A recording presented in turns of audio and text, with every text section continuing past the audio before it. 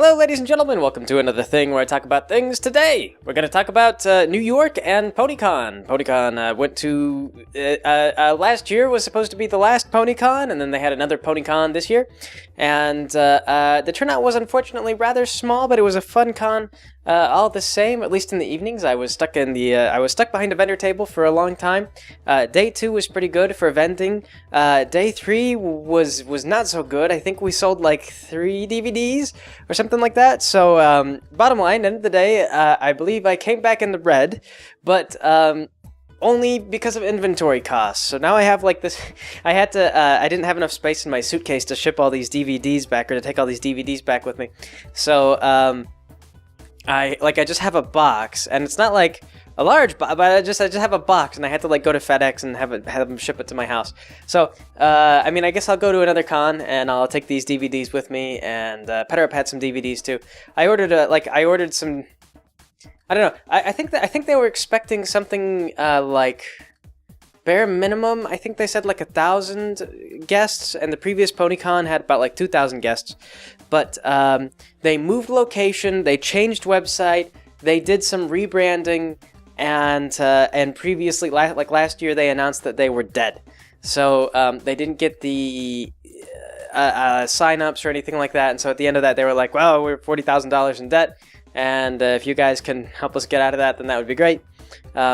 So I don't know that there's going to be another PoNYcon, but for the fact that it was quite small, it was still a lot of fun. So yeah. Speaking of that, like I guess I'll PoNYcon. What happened at PoNYcon?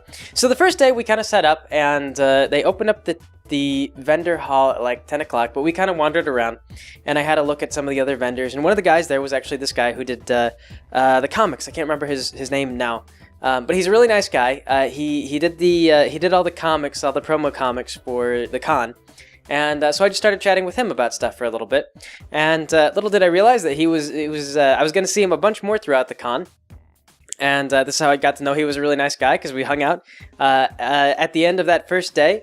I mean, nothing really happened in the first day. I didn't really see too many people or meet anybody really, but at the end of the day, they had a party up in the balcony where they had drinks and everything like that. And so I kind of hung out and I had some drinks and chatted with a couple of people and talked to some of the con staff. And that was where I first learned that they were having a problem with the con staff. These numbers are probably not official. I was just speaking to a random staffer, and they were like, "Yeah, I think we only had about 500 people turn up." So 500 people is about half of what they were looking for. It also explains, I think, the 40,000 number, or the 40,000 in debt number, because if they were looking for 1,000 people, I believe that would have been $40,000 worth of tickets or something like that. I don't remember the prices. But yeah, I hung out, and I think that the show staff might have been there for that. Like, I believe that I know Kathy Westlock was there. Ashley Ball was there. Denny Liu was there.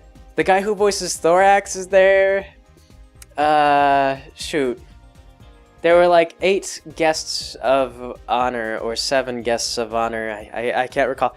But yeah, they were like up there and just kind of like hanging around, and I didn't go bother them. Whenever that sort of thing goes on, whenever there's a party, those guests, the guests of honor generally tend to get crowded, and so I'll just politely kind of do my thing and talk to other people, whoever else, all the other party goers and stuff like that. So Ryan and I were just hanging out, and eventually we wound up finding the comic guy again. So we sat down, we just had drinks with him and chatted about stuff. Just made some jokes. I can't recall anything particularly interesting at the time. But the second day was where things picked up and people started coming in, and we actually made some sales and we did some things, and we didn't get like as many people. At Nightmare Nights, what we were doing is that to pass the time, like whenever we had a lull, we would just like, people would come up and we'd be like, "Tell us to draw something," and then they would tell us to draw something, and in like 5 or 10 minutes we would like quickly sketch out various things. And of course Fluttershy Petterep would defeat me. Like, I would draw a sad Fluttershy, then he would draw an even sadder Fluttershy, much better body language, and that was fun. But this year we had so much downtime that like we drew like ponies and then kind of like lost interest. It was like, man, like there's not even anyone to show. But second day, yeah, picked up. That's where we made most of our profits. That's where we earned back at least the flight and the general travel expenses. So like I say, in the red, but not so bad.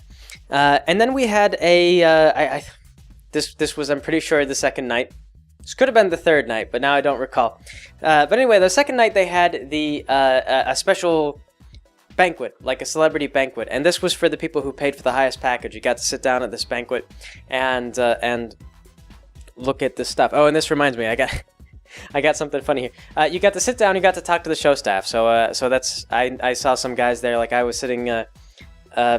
My table was adjacent to Denny Lou, but I actually got up there because some people didn't show up for their thing. Like, they bought the tickets and then they just didn't report in, and they didn't show up when the dinner came around. So one of the con heads came down, or I believe the con head came down, and he was just like, hey, like, do you guys want to come up and sit at the staff table, because we've got some seats open. Some guys didn't show up. And I was like, yeah, that would be cool for this party thing. And so I know, like, Silver Quill was there and Dr. Wolf was there. I believe they got to go, they went and they sat with show staff. But what I wound up doing is I actually sat next to Crown Prince, who, if you're not familiar, is an animator on YouTube. She's done some pony stuff. She also has like a little wolf avatar, or maybe a big wolf avatar. Actually, I don't know. I haven't seen comparison sizes.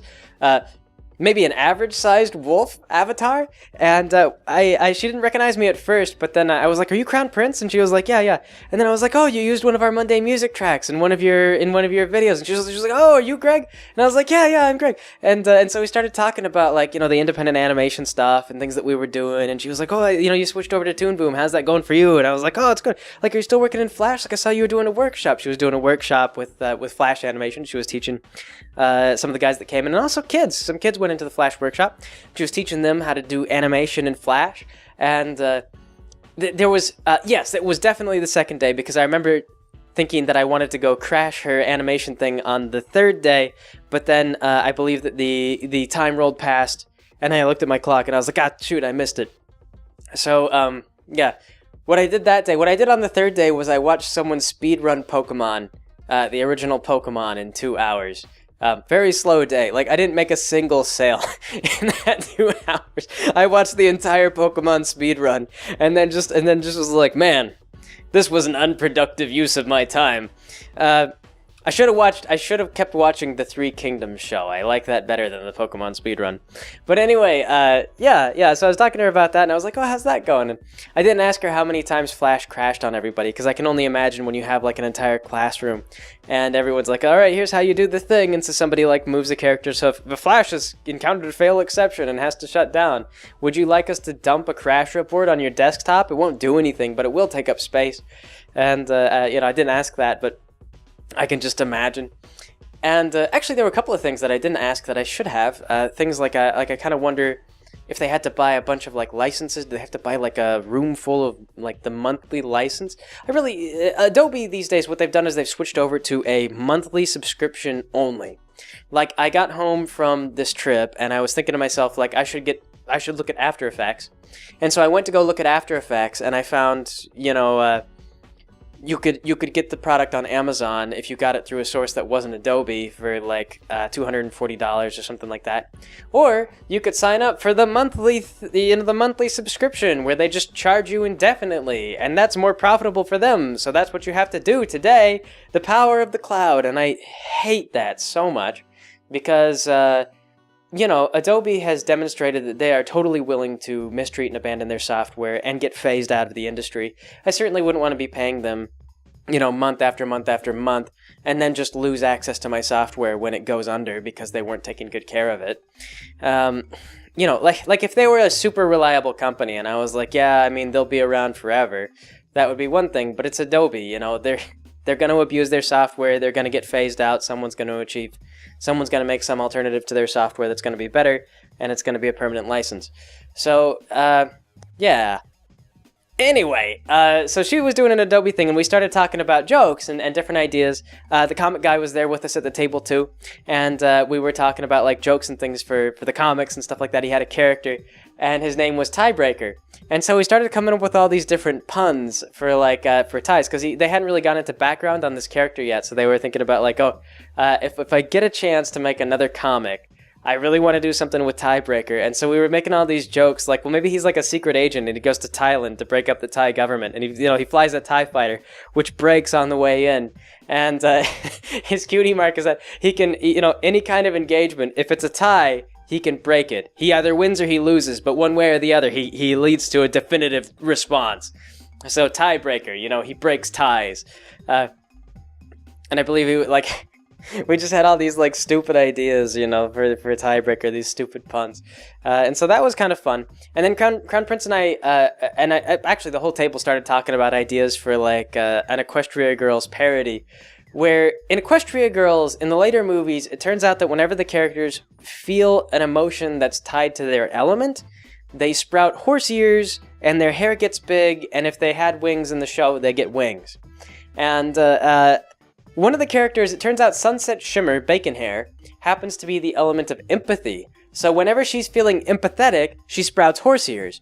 And I was just talking about, like, how detrimental that would actually be towards being empathetic. Like, if someone was sitting there, they're like, yeah, I'm having a real tough time with my wife, and, you know, like, we're having these arguments, and the sex isn't so good. Boom! She sprouts horse ears! And then she just kind of leans back, and she's like, no, keep going, don't mind. Her hair, like, blows up, you know, it gets stuck in the back of the chair. She's gonna, like, untangle. I'm sorry, my hair grows spontaneously whenever I'm feeling empathetic. Like, that is so counter to, like, getting along in society effectively. Like, it's just stupid. So we were joking, like, what if it wasn't just, like, you just got, like, ears and, like, hair? Like, what if, like, the first thing that went was, like, your hands turned to, hooves. You know, it's like, oh, now I can't pick things up. And so, like, gradually, like, the more socially attuned you are to people, like, the more and more you transform into a horse. And so it becomes like the sort of body horror sort of scenario where what this person winds up having to do, what Sunset Shimmer winds up having to do, is to blend into society. She has to make herself an emotional monster, you know, to avoid becoming a physical monster, which in this case is just a horse. So not very monstrous, but, you know, definitely not something you want to turn into if you're a human currently. You know, like, she can't, like, you couldn't blend into society when you just sprout horse ears in the middle of a conversation. And I actually saw this, and I remember, I actually saw this first in an Equestria Girls thread, where somebody posted, like, a Sunset Shimmer growing horse ears, and they were like, oh, do you think she gets horse vagina too?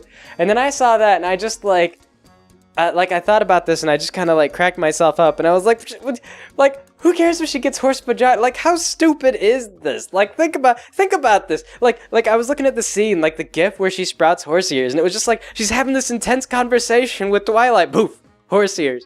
Like, how ludicrously stupid. So, yes, anyway, the resolution to this idea was that, like, you know, at some point, she would, like, propel through the ranks of society, she would get better and better, and you know, make more and more money just by being a ruthless business person. And then at the end, you know, she has a kid, because that's what you do. You know, you get married and you have a kid, because everybody does that. You know, you get ahead in society, it looks good. And then, you know, her kid was going to come in and be like, you know, like, whatever happened to you, Mom? Like, you know, like, you missed my birthday, you know, you don't really care about this, you don't really care about that, you know, like, I just want you to know that even though you've never really been there for me, like, I still, you know, I still love you. I'll still be there when you get old, and although you've tried to push me away, you know, be like a heartfelt conversation.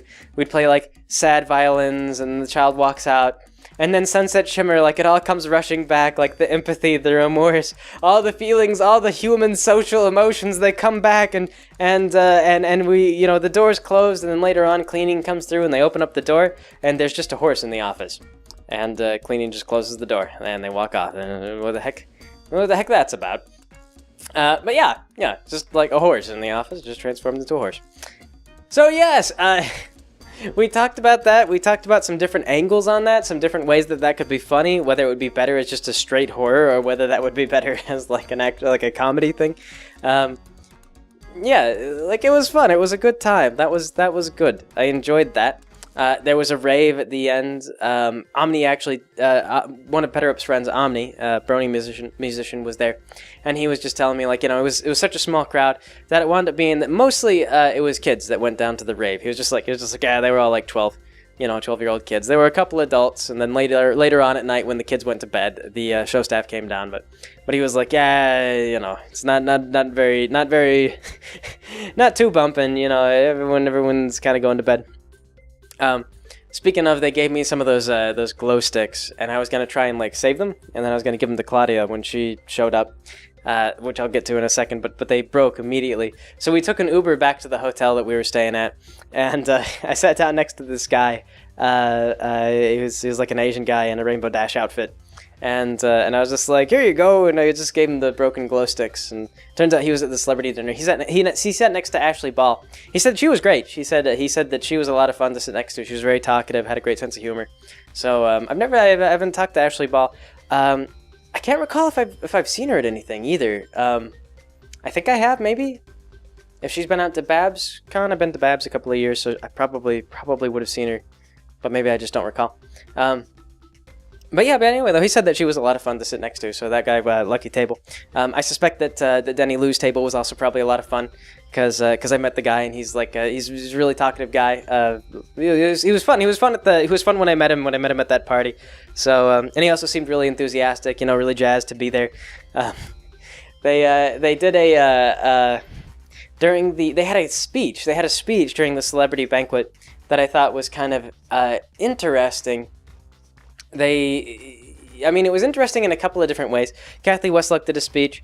They talked about, how big the brony thing had gotten. And, it's, like optimism is good, but I always kind of, like, people very early on kind of touted the brony thing as a sort of life philosophy, and I never really got too far into that. I always felt like, well, it's a charming children's show. There's things that we can enjoy about it, and if you're really into animation or writing, there are things that you can kind of look at and examine and figure out, like, maybe what did people like, what did people not like, what did people grouse about the most. There's not too much that you can get as a concrete sort of thing, but if you're the creative type and if you're inspired by the show, and it inspired a lot of people, that was one thing that was really great, was the show, like, the show was very simple. The ponies are very easy to draw, so a lot of people would start drawing ponies, and you could pick it up really quick and sort of get out there and just make things. I've watched a couple of people just turn into great artists from just doing pony comics and things like that. Sorceress Horseress, the guy who does Dash Academy, is a good example. Like that guy when he first started, his lines were a little wiggly and the anatomy was not all there, but as he kept going, he's gotten to be pretty good at this point. And there's likely been more practice than just My Little Pony. You can't just get better by drawing horses all the time, or otherwise you're just practicing the same mistakes. But it's done like good things. It's done good things. It's been a really well-liked show, been very well received. Good for kids, nice wholesome show. But I never really got into the whole, the herd or the whatever. Like I don't know. I'm a lone stallion. I'm a Mustang. Can't be tied down. No, I don't need to be part of the herd. There's only like one mare. Like you get one guy and then like a bunch of mares, and otherwise you've got to be in the bachelor herd. That kind of sucks. I'll just be a lone stallion. Whatever. I don't need. Go look for my girl thing. I'll hook up with the so anyway though, speaking of girls, so that whole thing wrapped up. The third day, not a whole lot happened. I can't recall anything of particular note.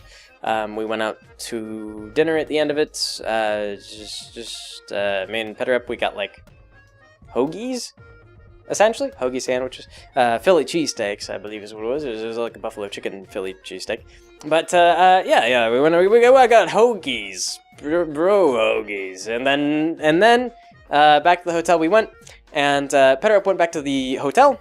He went back to the airport, and then Claudia came in from the airport. So the plan was to have a little vacation, because I was so close to New York, and I'd never really been into New York, and also been awake. I'd been there once for a wedding, but the trick with that was that our flight got delayed, and I wound up being up until like 7 a.m. And then the flight landed or something like, I don't know, the flight landed at maybe it was 7 a.m. that the thing started. The flight landed at like 4 a.m. and then the wedding started at like 7, so there was no sleep. Like, there was a hotel rented, but there was no point because we didn't get to stay at it, and And I was so tired. Like I introduced myself to the groom, and I had enough energy to be like fairly chipper when I first met him. I was like, "Hey, congratulations! Like you guys are a really sweet couple and all this stuff." And then when I saw him again at the reception, I was so out of it, I didn't even recognize him. I was like, "Who are you again?" "Oh yeah, you're the groom." That was really embarrassing. I felt really bad after that. I was like, "Oh no, you've been up and like you've been in front of me like all day." Oh my god, I was like, I'm so sorry. I've been awake since yesterday. I haven't slept yet. Yes. So anyway, though, like after that, the group I was with was like, "Oh, let's go into New York and see the sights." And I was like, "Yeah, whatever." And I just fell asleep in the back of the car. So I didn't see anything. My memory of New York was that we went down to the docks and we had lunch, and then I fell asleep again. So. Yeah, I didn't recall it being too spectacular, for all the for everything everybody says about New York. Being asleep in New York wasn't really all that amazing. But once I got in there, like Claudia and I, we got a little hotel, and like it was what they do is these tiny little hotels, these tiny little rooms. They're very cramped. There's like nothing in them, but they're very cheap. And so Claudia and I rented a very cheap room for a couple of nights, and we just went out and we saw New York. And first thing I got to say about New York is that it's probably one of the most congested, claustrophobic cities I've ever been in. And I've been into like Paris, Berlin, San Francisco. I've been into a couple of big cities. New York is definitely like, if you're claustrophobic, New York is definitely the one that'll set you off. I mean, like we went up to the roof of the building and like you're just enclosed by skyscrapers. There's no skyline. You can't see anything. Like there are some of those really, really expensive places, I believe, that have a view over Central Park. But I don't know. I find it. I never grew up in an environment like that. Like I live kind of near Kansas City, but Kansas City is like small, and you can see like you get up on a hill in Kansas City and you can see out a ways. So I don't know. I wasn't really fond of that. But aside from that, though, New York was kind of neat because there was a lot of stuff within walking distance. Like, there was lots of nice restaurants you could just get up and go to. But everything was just kind of ludicrously expensive. It was like drinks were like $15, If you wanted a good mixed drink, it was like $15. And I thought that was a little absurd. Prices on everything was a little bit absurd. New York was just a very expensive place. But interesting. Anyway, we went down to the World Trade Center Museum, the History Museum. Peterup was telling me that it was a great deal. He was like, "Oh no, it's amazing. You gotta go." And I don't know why I don't know what I expected, but we went down there and it was like super depressing, as you might imagine the World Trade Center Museum to be. Like you go down there and they have like the names of all the people that died that were confirmed to be killed in that incident were put up like on the walls. And it was one of those things, like I was just watching all like the news things and stuff like that, and it was kind of like, "Oh, you remember this tragedy?" And I was like, "Oh yeah, I remember that." Like there are kids today who were born after September 11th, but I was in school when that happened, so I remember like sitting around in school, and the teacher came in and they were like, they put on the news, and we actually caught it. Like the news was watching the towers, and they were like, "Oh, this event has gone on. Like we're not sure what happened, but a plane crashed into one of the towers," and we were watching live when the second plane hit the tower, and we were just like, "Oh, like whoa, what is this? Like, is this live? Did like another plane just hit the tower? Like what just happened?" And so everyone was just startled and confused, and I just remember like the museum reminds you why everyone was so angry right after that. Like, it was just so terrible. Like, they have a room where they go over... I mean, like, they have... Like, I remember when they were filming people who were, like, jumping out of the towers because they were trapped by the fire. Like, they had nowhere to go. And there was, like, an account of something that was like, "Oh, yeah, I was watching a lady jump, and, she held down her skirt. Like, she still had her modesty. Even at that last moment, she just didn't want her skirt to blow up. She wasn't really, it was like one of those things. It wasn't like this is the end. I'm abandoning all pretenses. So she leapt to her death with as much dignity as she had, and man, what a depressing thing to go see. So yeah. Then when we saw the new Trade Center, it's neat looking. I don't know if it's as iconic as the Twin Towers, but it's certainly very neat looking. What can we say? We went around the nice area of town. I found out that at least on Fifth Avenue, I don't know if this is true everywhere around New York, but you can order a beer with lunch. That was cool. I didn't, but I found it comforting that you could. Like everyone was in like really nice suits and things like that. Like you hear about how ludicrously expensive living in that place is, and just like everyone's in a really nice suit. Yeah. But let's see, what else we do? We went to the Natural History Museum with the dinosaur bones, and oh, some guy tried to steal my phone on the first day. Like I was walking along, and this guy just like walked up to me, and he had his fingers in my pocket. But when he put his finger in my pocket, but he didn't get deep enough. When I turned around and I looked at it, they just walked off. He just like walked off, and I was like, you were trying to steal my phone, sir. Yeah. Anyway, yeah, that was New York. What can I say? It was weird. Like I say, New York, Hollywood makes it seem so cool, and maybe it is in a certain number of ways. But I really feel like, you know, if you want to see like neat historical landmarks, like London is the place to go. And I hear that that's actually the #1 tourist spot these days, or you know, Paris, or if you like food, Berlin. And I think that all those places are cheaper than New York. I don't know for sure, but I don't recall any of those other places being quite so pricey as New York was. But still, lots of stuff to do in New York. I don't know if there's quite so much to see specifically, like... I mean, there's shows and things like that. What I mean is I don't know if there's quite so many, like, historical landmarks, but there's lots of stuff to do, that's for sure. Yeah. New York. So overall, although I make it sound like a somewhat mediocre kind of thing, I've come back feeling fairly energized. It was a good vacation. Had a good time with Claudia. Had a good time at the con.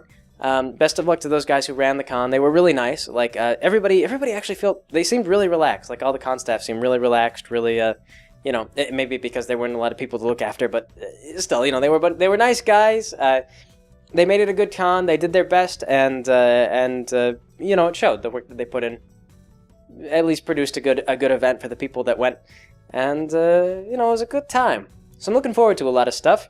I'm working on the paint rigs now. We got some stuff coming up, more mass stuff. I'm trying to work on some lighting tricks. I might do lighting for the next Mentally Advanced series, but I have to see how this stuff works in motion. So I may not. That'll add like an extra month onto the time if it doesn't work. So I'm not going to do shading if I can't think of a cheap trick to do it. So yeah. I suppose that'll be it. So thanks for joining me, everybody. I will catch you all next time.